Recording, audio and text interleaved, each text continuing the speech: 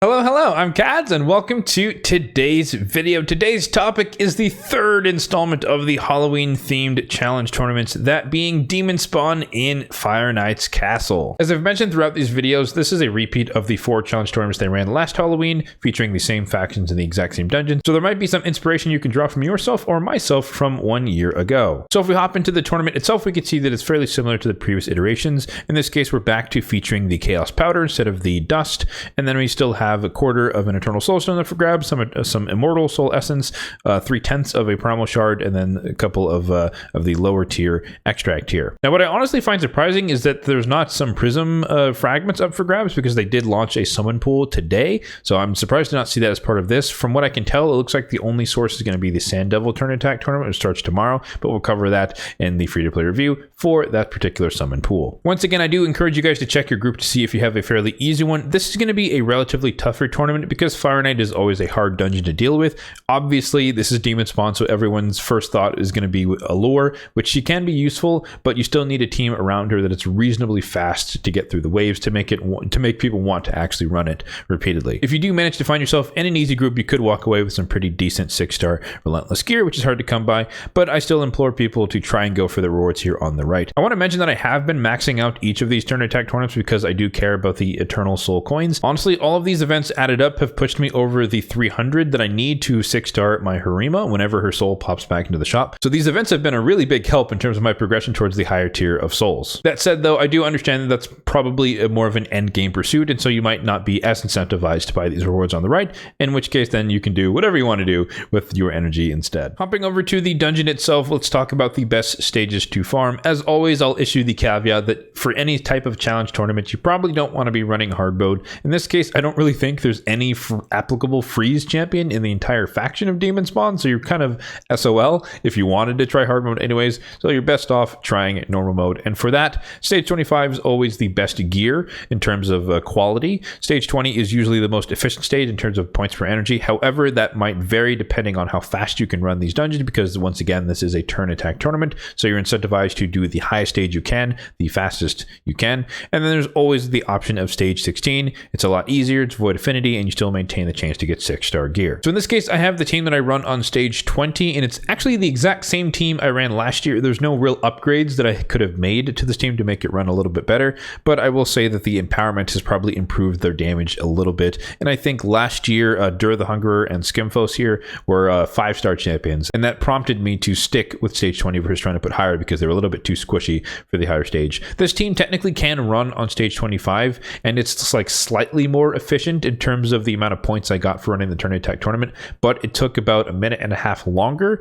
and I just value my time a little bit more than the efficiency of the turn attack tournament. But I'd rather save a bit of time and be a little bit less efficient and run stage 20. So this team is not meant to be budget friendly or anything. I just only happen to have mostly epics in this faction that are applicable to the Fire Knight's dungeon. We have Allure, of course, the queen of turn meter control with her A1. Even though she's negative affinity, more often than not, she's going to land at least a couple of the turn meter decreases against the boss, and so it just works out. Skimfos is kind of the backup. He has a turn meter steal ability, so he can aid Allure in controlling the turn meter on the Fire Knight. Dur the Hunger, as we mentioned, is just kind of our healer, reviver, protector for the team, so he's the one who's resilient and probably won't die. Magnar is our primary wave DPS, and then Gorlos Helma is our debuffer for the squad. Let's go ahead and see this team in action. I'll talk a little bit about the AI overrides, but first I want to expound a little bit more on the differences between stage 25 and stage 20. Even though, again, this would be, or stage 25 would be a better affinity for Allure, she'd be more consistent, landing her turn meter drop on the A1, but again, it was more about saving time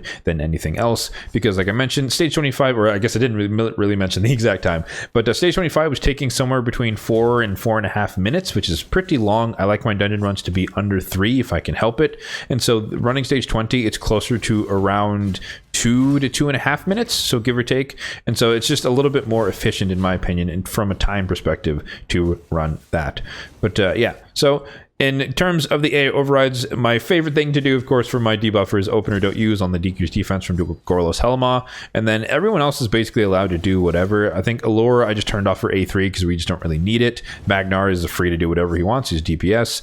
For Skimfos, I save or I turn off his turn meter steal ability because we don't really need it for the waves, as you can see there, but he has it ready to go. And then, of course, everyone has their opener to A1 when it comes to the boss stage here, so we can focus on breaking the shield. Allure is the fastest and is the first to go when the shield is down, and then Skimfos follows her up just in case she happens to weak hit or something. Triple weak hits could most certainly happen, and he's ready to go as soon as she's done and he's ready to steal some turn meter. Then he also brings decreased attack on his A2, which is pretty nice to help us take a little bit less damage from the waves. As you'll note, we don't really have any CC on the squad, so the enemy combatants can and will take turns during the waves, but decreased attack and decreased defense prevents most of them from doing significant amounts of damage to our team.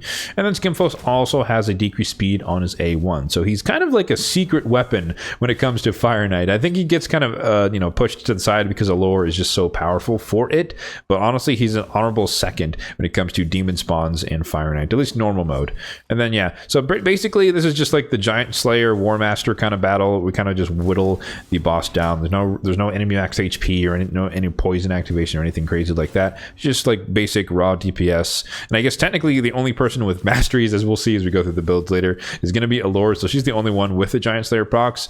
And then Magnar is built more like a nuker, so he has Helm Smasher in his build. And so if I had War Master on everyone, then it probably would be a little bit faster. But there you go, just around or just over 2 minutes, somewhere between 2 and 2.5 minutes is about how long this team would take to run. Let's go ahead and take a look at the builds on these champions. This is not meant for you to copy their builds necessarily, but it is for transparency, so you guys understand how the teams were successful. So starting off, we have Dura the Hunger, again the support of the team. He's in a smattering of gear. We have Immortal, we have Resilience, and we have Speed, and then a little bit of protection for the extra resistance. And his total stats are as follows: 60,000 on the HP, 3,000 on the defense, 225 on the speed, and then I opted to go for resistance just so he can't get controlled by the waves and such, with 441 on the resistance. When it comes to the blessing, I happen to have a 1-star soul, a little bit of boosting for the team's aura, which in this case doesn't really matter, but other places where I have used him, like Faction Wars, he's my reviver, of course, I like the additional boost of the aura there. And because he's a Faction Wars-esque champion, maybe Curse City if he needs to be used there,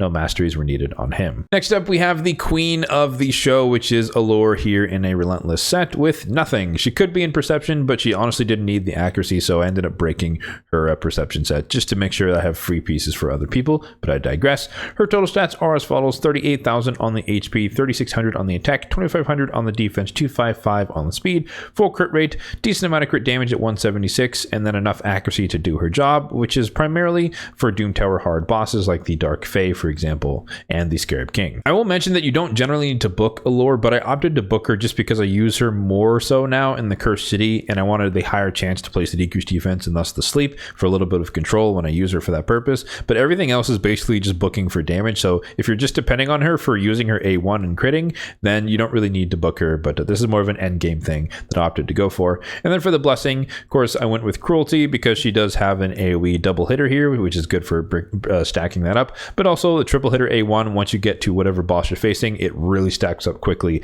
stacking on the Cruelty.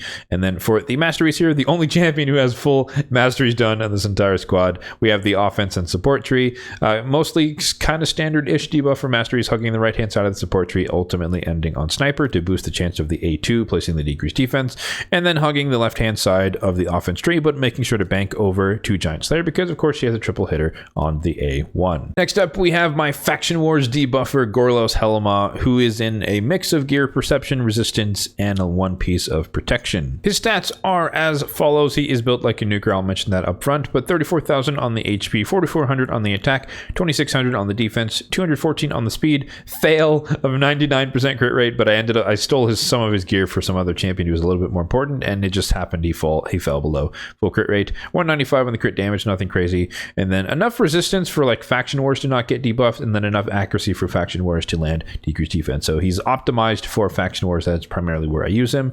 For the blessing, because I've used him before in Fire Knight applications, I just went with Phantom Touch, just give him a little bit of a chance to get bonus damage, but also extra pips under the shield potentially.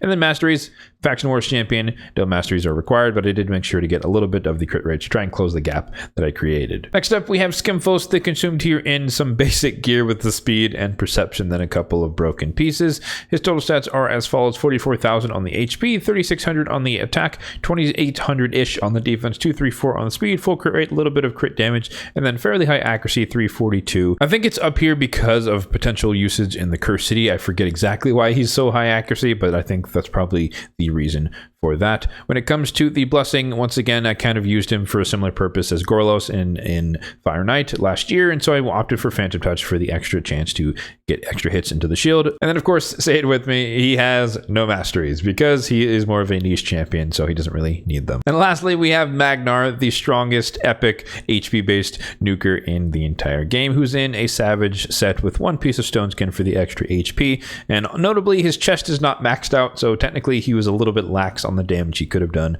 against the waves, but I digress. His total stats are as follows: 90,000 on the HP, which again should be a bit higher, maybe like 93-ish, 2,700 on the defense, 179 on the speed. He does have a HP percentage on the boots, so that's why he's relatively slow. Full crit rate, 215 on the crit damage, and then we don't care about the accuracy or the resistance. When it comes to the Blessing, I just put Crushing Rend on him for now. Hopefully in some future state I'll have a 6-star soul for him. I don't plan to purchase my way up there via the soul essence and whatnot, but if I just happen to get lucky, I wouldn't mind having 6-star Crushing Rend on him just so he ignores a little bit more defense against enemy waves. And then the masteries are mostly done focusing on the offense tree, built him like a nuker, ultimately ending on Helm Smasher to ignore a little bit more defense, and then a little bit of the defense tree kind of trending towards Retribution, but I didn't really end up using him as a nuker for like arena and stuff. That's kind of what I was thinking of doing a bit way back when, but I ended up pulling champions who were better and HP based, and so he kind of fell off on it and ended up finishing his masteries. So in this case, honestly, you probably can copy my team exactly because it is entirely epics,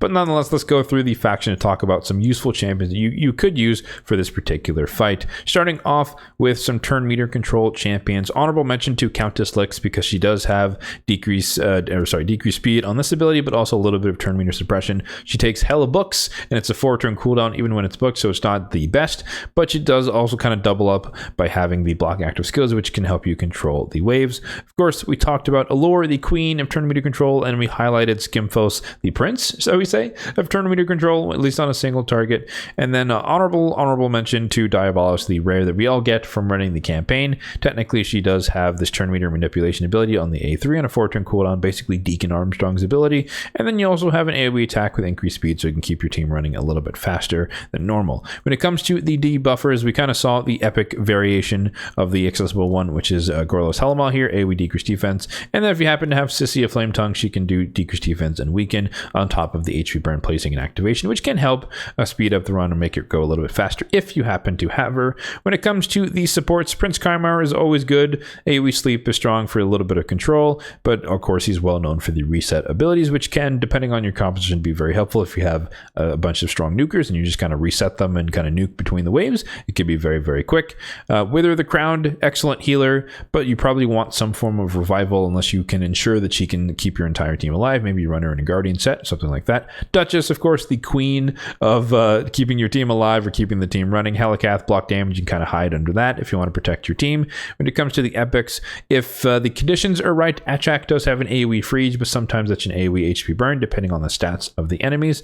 And then Padma is an honorable mention because she does have a potential to place decreased attack AoE on the A1 as long as she crits, which is pretty useful. And then for the rares, Abyssal AoE on the A1, if you want to run him in a stun set, that can work as well to help control some of the waves. So there you have it. That is my free-to-play strategy for the Demonspawn Only Fire Knight tournament. As I mentioned earlier, there is going to be a Sand Devil turn attack tournament starting tomorrow, and I think majority of people are probably going to be focusing on that instead of this.